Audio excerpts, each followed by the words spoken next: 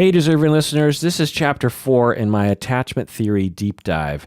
In this episode, I'm going to talk about society, culture, I'm going to talk about ethnicity, I'm going to talk about parenting around the globe and how that affects attachment. I'm going to talk about how some attachment styles don't show up in other parts of the world. In fact, the United States tends to have a particular mixture or a presentation of attachment styles that really just don't even exist in other parts of the world. And this was unknown to us at first because we didn't conduct research outside the United States.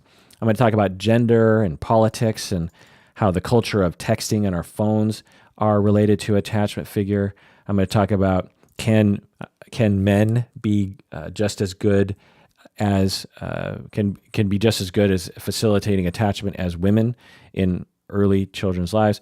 I'm going to talk about materialism in our society and how that's related. I'm going to briefly talk about the military.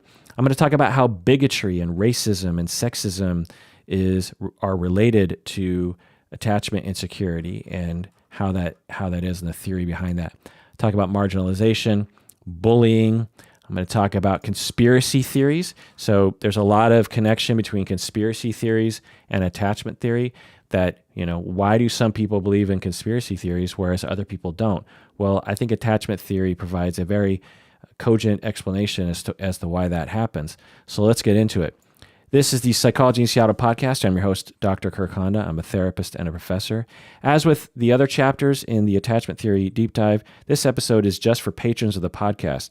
So if you're listening to this and you're not a patron of the podcast yet, this episode will end before the content begins. I think I'm going to talk for at least a couple hours about this.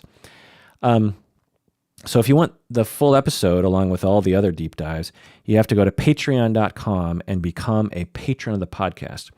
When you become a patron of the podcast, you'll get some swag. You'll get the benefit of knowing we donate to charities. We just gave away a $2,000 scholarship to a student who was going to have to drop out of school because she wasn't able to afford her doctorate tuition. And so become a patron and know that you contribute to, I think, very wonderful causes like that.